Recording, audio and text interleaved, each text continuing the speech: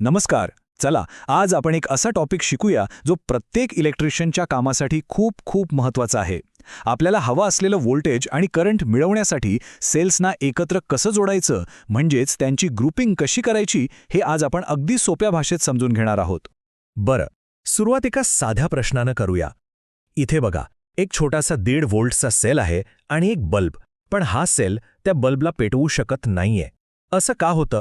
याचं साधं कारण म्हणजे बहुतेक वेळा एका सेलची ताकद म्हणजे त्याचं व्होल्टेज आणि करंट आपल्या कामासाठी पुरेशी नसते. आणि बरोबर याच समस्येवरचा उपाय म्हणजे सेल ग्रुपिंग.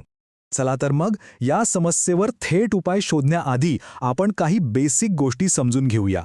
म्हणजे सेल ग्रुपिंग नक्की काय आहे आणि आपल्याला त्याची गरजच का पडते, हे आधी पाहूया. सगळ्यात आधी सेल म्हणजे काय? तर सेल हे एक असं डिव्हाइस आहे जे त्याच्या आतल्या केमिकल एनर्जीचं म्हणजे रासायनिक ऊर्जेचं रूपांतर इलेक्ट्रिकल एनर्जीमध्ये म्हणजेच विद्युत ऊर्जेमध्ये करतं. आणि हो, एक गोष्ट लक्षात ठेवा, आपण जो घड्याळात किंवा रिमोटमध्ये वापरतो तो एक सेल असतो, पण जेव्हा असे अनेक सेल एकत्र जोडले जातात ना, तेव्हा त्याला बॅटरी म्हणतात. मग या सेल्सना एकत्र जोडायची म्हणजे ग्रुपिंग करायची गरज का आहे? यामागे 3 मुख्य कारणं आहेत. पहिलं, एका सेलची क्षमता खूप मर्यादित असते. त्याचं व्होल्टेज व्ही आणि करंट देण्याची क्षमता म्हणजे अँपिअर अवर AH दोन्ही कमी असतं. दुसरं, मोठी उपकरणं जसं की मोटर चालवण्यासाठी आपल्याला जास्त व्होल्टेज लागतं. आणि तिसरं, उपकरणाला जास्त वेळ चालवायचा असेल म्हणजे जास्त बॅकअप हवा असेल तर आपल्याला जास्त करंटची AHची गरज असते. तर या सगळ्या गरजा पूर्ण करण्यासाठी आपल्याकडे 3 मुख्य पद्धती आहेत. पहिली, सिरीज कनेक्शन, ज्याने व्होल्टेज वाढतं. दुसरी, पॅरलल कनेक्शन, ज्याने करंटची क्षमता वाढते. आणि तिसरी, सिरीज पॅरलल कनेक्शन, ज्याने व्होल्टेज आणि करंट दोन्ही वाढवता येतात. चला, आता एक एक करून या तिन्ही पद्धती सविस्तरपणे समजून घेऊया. सुरुवात करूया सिरीज कनेक्शनपासून. जेव्हा आपलं मुख्य ध्येय जास्त व्होल्टेज मिळवणं असतं तेव्हा आपण ही पद्धत वापरतो. सिरीज जोडणी म्हणजे काय? तर हे अगदी सोपं आहे. यामध्ये एका सेलचं पॉझिटिव्ह म्हणजे प्लस टोक दुसऱ्या सेलच्या निगेटिव्ह म्हणजे मायनस टोकाला जोडलं जातं, एकामागे एक साखळीसारखं. इथे चित्रात बघा, म्हणजे लगेच कळेल.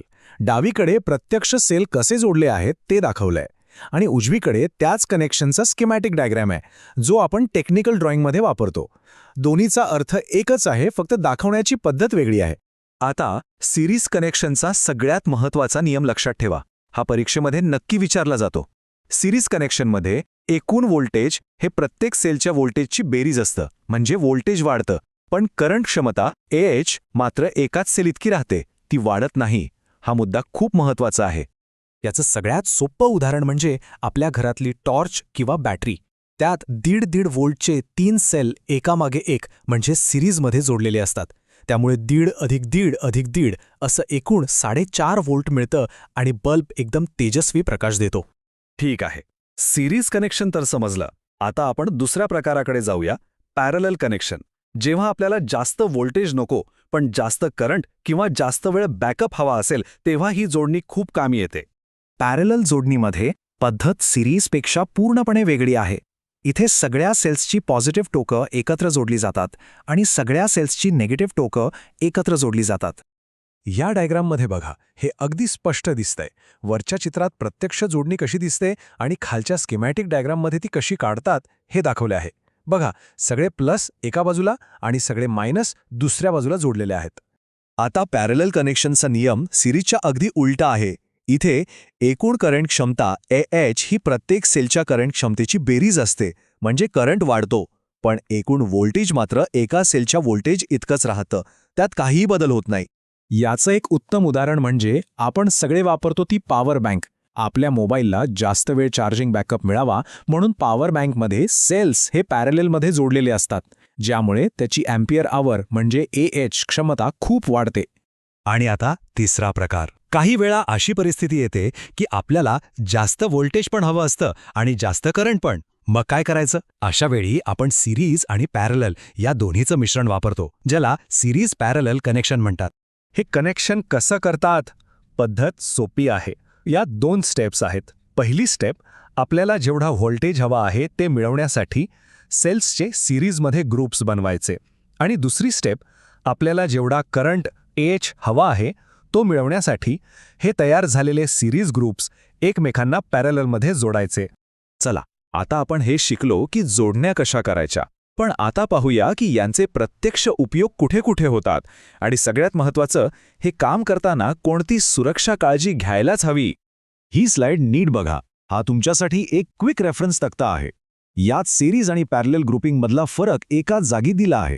जोडणी कशी असते, व्होल्टेजवर काय परिणाम होतो, करंटवर काय परिणाम होतो आणि मुख्य उपयोग काय, हे सगळं एका नजरेत समजतं. रिव्हिजनसाठी ही स्लाइड खूपच उपयोगी आहे. आणि हो, सेल ग्रुपिंगचा वापर फक्त टॉर्च किंवा रिमोट पुरता मर्यादित नाहीये. इन्व्हर्टरच्या मोठ्या बॅटरी बँकमध्ये, मोठमोठ्या सोलार पॅनलच्या सिस्टममध्ये आणि आजकालच्या इलेक्ट्रिक गाड्यांच्या EV बॅटरी पॅकमध्ये सुद्धा याच सिरीज पॅरलल कनेक्शनचा वापर केला जातो. यावरून तुम्हाला याचं महत्त्व नक्कीच लक्षात आलं असेल.